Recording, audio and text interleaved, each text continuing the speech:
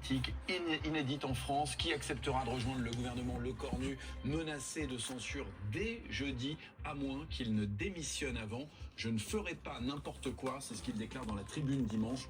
Toute la classe politique est bouleversée par cette période de grande incertitude, Anne. Et toutes les équipes de BFM TV sont mobilisées pour vous faire vivre ces prochaines heures. Regardez, Lola Bay est au siège des Républicains comme depuis maintenant une semaine. Angie Botha est lui au siège du PS. On ira retrouver Chloé Giraud à l'Elysée, Hugo Capelli à Matignon. Et puis Claudia Olivier est avec nous. Elle est à Nice pour recueillir la parole. Qu'est-ce que vous pensez de cette situation politique? Elle nous dira tout, Claudia, dans quelques minutes. Mais partons tout de suite.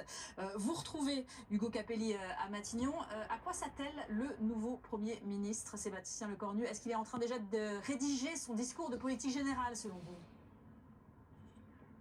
Ce que l'on sait, c'est que Sébastien Lecornu est donc ici à l'hôtel de Matignon, qu'il travaille, comme c'est le cas depuis hier, sur la formation de son gouvernement. Il veut aller vite, ça c'est ce qu'on nous dit depuis hier, c'est ce qui est répété. Et Sébastien Lecornu qui fait aussi monter la pression sur ses partenaires politiques en disant dans une interview à la presse écrite qu'il démissionnerait si les conditions n'étaient plus remplies. Justement, quand je vous dis que la situation est compliquée, on l'a vu depuis hier, certains partis politiques de ce qu'on appelle encore le socle commun, il y a quelques jours, se désengage de ce futur gouvernement. On peut notamment citer le parti Les Républicains, le parti UDI, et puis on voit ces dernières heures que le parti d'Édouard Philippe, Horizon, le parti de François Bayrou, le MoDem attendent d'avoir des explications, de savoir ce que va faire Sébastien Lecornu pour concrètement s'engager avec lui dans cette copie gouvernementale Lecornu 2. Il y a donc de la pression autour de Sébastien Lecornu, pression aussi de la part des partis politiques d'opposition. On a vu ces dernières heures, par exemple,